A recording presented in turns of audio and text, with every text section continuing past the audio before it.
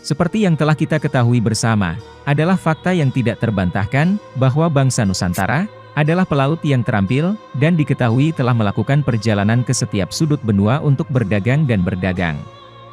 Maka tidak heran, jika kita menemukan kelompok-kelompok kecil kampung Nusantara di mana-mana, baik di Cina, India, Afrika, Australia, bahkan di negara-negara Latin.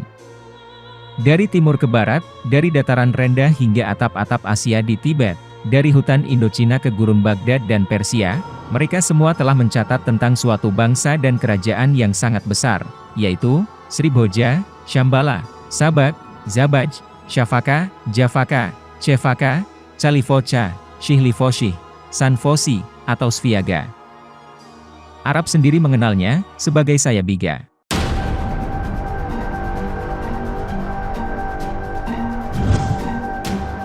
Di antara catatan awal tentang pemukiman bangsa Nusantara, dapat ditemukan dari catatan dan puisi Arab. Seperti yang kita ketahui juga, bangsa Arab terbagi menjadi suku dan ras tertentu, sehingga tidak heran, jika orang asing dari Asia Tenggara ini dianggap satu suku. Pada tahun 656 Masehi dalam catatan Arab di Baghdad, disebutkan bahwa seorang khalifah telah menyewa sekelompok suku bernama Sayabiga untuk menjadi penjaga Baitul Mal, atau milik pemerintah. Para sarjana saat ini, masih belum dapat memutuskan dari mana mereka berasal. Bahkan catatan Arab, tidak mengetahui asal-usul kata Sayabiga. Karena bukan bahasa Arab atau Persia. Padahal, mereka sepakat bahwa suku ini berasal dari pantai utara Al-Sind, atau Al-Hind. Dalam catatan Arab dan Persia, mereka juga dikenal sebagai petani padi dan peternak kerbau. Daerah Basrah di masa lalu, terutama pada masa pemerintahan Sasaniyah, Bani Umayyah dan Abbasiyah pernah menjadi pemasok beras ke seluruh kekaisaran. Tapi dari mana nasi ini berasal? Beberapa peneliti berpendapat bahwa beras dan kerbau dibawa ke Irak atau Basrah oleh suku Sayabiga. Siapa sebenarnya suku Sayabiga ini? Awalnya, beberapa ahli percaya bahwa mereka berasal dari pantai selatan Persia. Tapi mereka bukan orang Persia. Bahasa dan cara hidup serta penampilan mereka berbeda dengan suku Persia lainnya.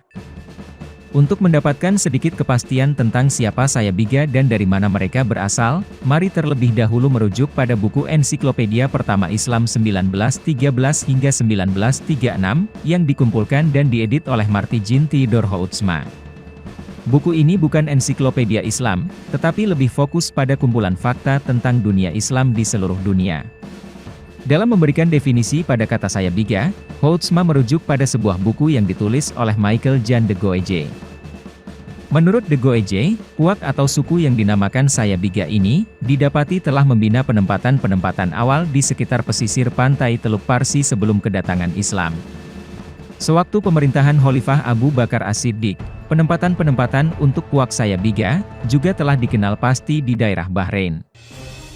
Pada masa Khalifah Umar Al-Khattab, orang-orang Sayabiga telah mengadakan perjanjian, di mana mereka berjanji untuk memeluk Islam dan mengabdi kepada pemerintah Islam, dengan syarat bahwa mereka dibayar dengan gaji yang tinggi. Sebagai upah yang dibayarkan kepada tentara terbaik, mereka hanya akan berperang dengan musuh non-Arab, dan bebas untuk berasimilasi dengan suku pilihan mereka. Orang-orang Sayabiga telah memilih untuk berasimilasi dengan satu bani yang dikenal sebagai Bani Tamim. Bani Tamim adalah salah satu suku terbesar di semenanjung Arab, dan pemukiman mereka dapat ditemukan di Provinsi Al-Najd Arab Saudi. Bani Tamim juga disebutkan oleh Nabi Muhammad dalam sebuah hadits yang diriwayatkan oleh Abu Hurairah, di mana Nabi menyebutkan bahwa Bani Tamim termasuk suku yang akan memberikan perlawanan terbesar terhadap Dajjal di akhir zaman. Pejuang Sayabiga ditugaskan untuk menjadi penjaga properti dan perbendaharaan negara bagian Basrah, dan sering memimpin angkatan laut selama ekspedisi melawan kota Narbada yang terletak di pantai barat India. Dari semua sumber yang sangat cocok, terbukti bahwa Sayabiga secara alami adalah tentara, disiplin, terbiasa dengan laut, pelayan setia, yang kualitasnya membuat mereka paling cocok untuk bertugas di tentara darat atau laut, bertindak sebagai penjaga, dan bertindak sebagai tentara, penjaga, polisi, dan sipir perbendaharaan. Selain sebagai prajurit yang setia, masyarakat Sayabiga juga dikenal sebagai penggembala kerbau. Ketertarikan menggembala sapi dan kerbau sudah mengakar di masyarakat Melayu hingga saat ini. Namun, melalui beberapa bacaan dari sumber tertentu, ada penulis yang percaya bahwa orang Sayabiga memiliki hubungan dengan kelompok Hashashin, tetapi hubungannya agak kabur. Apa yang menarik dari grup Hashashin ini? Kelompok Hashashin adalah kelompok khusus dalam sekte Naziri Ismaili, salah satu dari dua kelompok terbesar di Imamah Syiah. Dalam catatan Al-Masudi, yang menyebutkan bahwa ketika Sayyidina Ali diserang dalam perang Siffin yang terkenal dalam sejarah Islam, orang-orang Kufah yang datang membantu Sayyidina Ali termasuk suku Sayabiga. Sejak hari itu, suku Sayabiga dikatakan telah memeluk agama Syiah. Kelompok Hashashin ini dikenal sebagai pembunuh terlatih, yang ketenarannya tidak hanya meluas ke tanah Arab, tetapi juga sampai ke benua Eropa melalui hubungan mereka dengan Knight Templar. Kata assassins, yang berarti pembunuh dalam bahasa Inggris, berasal dari nama kelompok Hashashin ini. Pertanyaan selanjutnya, mengapa mereka dikenal sebagai Sayabiga? Menurut Houtsma, Sayabiga adalah kata jamak dari Saibagi yang digunakan untuk menyebut seseorang. Saibagi, di sisi lain, memiliki kata dasar yang mengacu pada tempat asal orang Sayabiga. Bisakah Anda menebak kata dasarnya? Kata dasarnya adalah sabak. Sabak adalah hasil manipulasi lidah Persia untuk kata zabak. Zabak adalah nama Arab untuk Sriwijaya. Kesimpulannya, Sayabiga adalah keturunan Melayu dari Sumatera, yang merantau ke India dan pindah ke Irak, yang kemudian diperintah oleh kerajaan Persia, dan akhirnya membangun pemukiman di Teluk Persia sebelum kedatangan Islam di Arabia. Tidak heran, karena sejarah telah mencatat penaklukan Madagaskar oleh para pelaut Melayu, maka tidak mustahil kepiawaian masyarakat bangsa Sriwijaya dalam mengarungi jalur laut, juga telah membawa mereka ke tanah Arab melalui jalur timur. Tidak bisa kita pungkiri lagi bahwa pengaruh kerajaan Melayu Sriwijaya tidak sebatas Nusantara, tapi bahkan sampai ke Baghdad.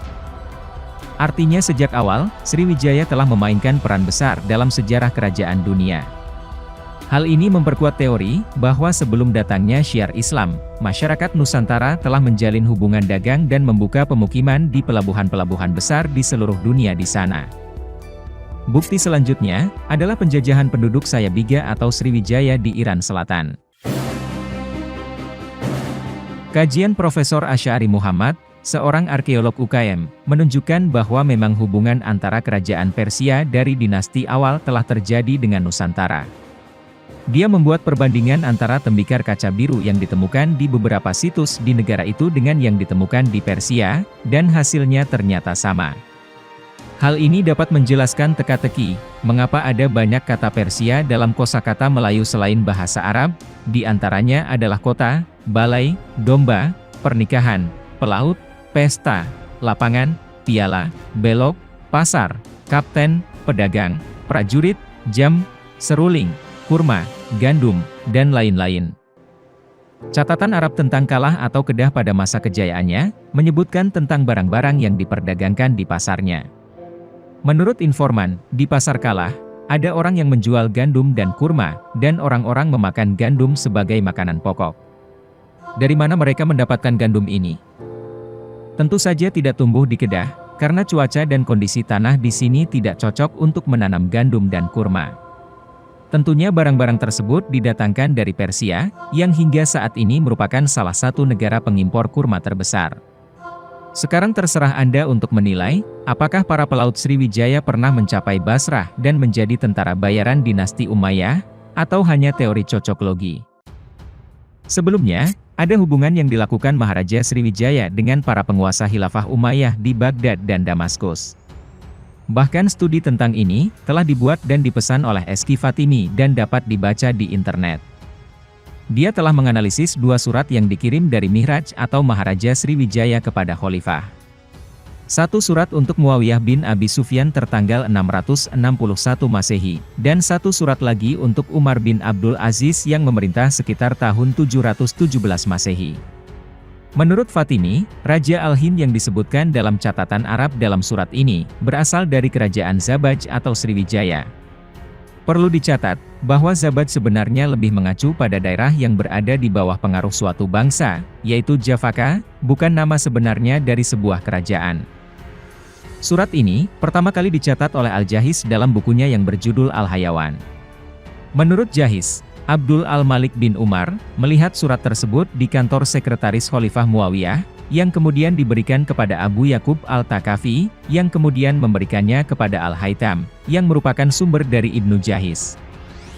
Namun sayangnya, Jahis hanya mencatat pembukaan surat tersebut, tidak keseluruhannya. Catatan itu berbunyi, ini adalah surat dari Raja Al-Hind, yang di kandangnya ada ribuan gajah, dan istananya dibangun dari emas dan perak yang berkilauan, dilayani oleh ribuan putri raja, yang memerintah 2 sungai mengairi tanah subur, untuk Muawiyah. Surat kedua, ditemukan dalam Al-Iqdi Al-Farid oleh Ibnu Robbih, sekitar tahun 860-940 Masehi, yang menyatakan bahwa sumbernya diperoleh dari Nuaim bin Hammad. Nuaim menyatakan bahwa Raja Al-Hind telah mengirimkan surat kepada Khalifah Umar bin Abdul Aziz sebagai berikut. Dari raja ke raja turun dari 1000 raja, yang kandangnya dipenuhi ribuan gajah, dan daerah penaklukannya adalah 2 sungai yang mengairi tanaman, minyak wangi, pohon pala, dan limau harum, yang aromanya menyebar hingga 12 mil jauhnya. Raja Arab, yang tidak mempersekutukan dewa-dewa dari satu dewa. Saya telah mengirimkan hadiah yang tidak banyak, sebagai tanda persahabatan. Dan saya berharap Anda mengirim seseorang yang dapat mengajarkan ajaran Islam, serta menunjukkan hukum-hukumnya. Ada beberapa pertanyaan yang perlu dijawab terkait surat ini. Yang pertama, adalah siapa sebenarnya raja yang mau memeluk Islam? Kedua, apakah benar salah satu Raja Sriwijaya masuk Islam? Ada yang menyebut bahwa Malik Al-Hind dikenal juga dengan nama Abdullah Al-Samudri, yang berarti abdi Tuhan dari Samudri. Kata-kata Al-Samudri menunjukkan bahwa beliau berkemungkinan besar berasal dari Sumatera. Karena nama Sumatera berasal dari kata samudera. Menurut Eski Fatimi, kemungkinan besar Maharaja sudah memeluk agama Islam. Namun, setelah kematiannya, Islam tidak dipraktekkan oleh penerusnya dan ditolak oleh para pejabat tinggi. Lalu ada campur tangan dari pemerintah Tang yang tidak ingin umat Islam memonopoli perdagangan di Selat Malaka. Seperti Maharaja Sriwijaya atau Zabak, Maharaja misterius ini juga mempraktikkan kebijakan pintu terbuka untuk kesejahteraan kerajaannya. Sifat keterbukaan dan diplomasi ini, sejalan dengan kebijakan yang selalu dilakukan oleh pemerintah Melayu di Nusantara, khususnya Sriwijaya dan Melaka. Kebijakan itulah yang membuat pemerintah Melayu terkenal di seluruh dunia. Surat itu juga menyatakan bahwa dia adalah penguasa 2 sungai. 2 sungai yang dimaksud dalam surat itu adalah Sungai Batanghari di Jambi dan Sungai Musi di Palembang.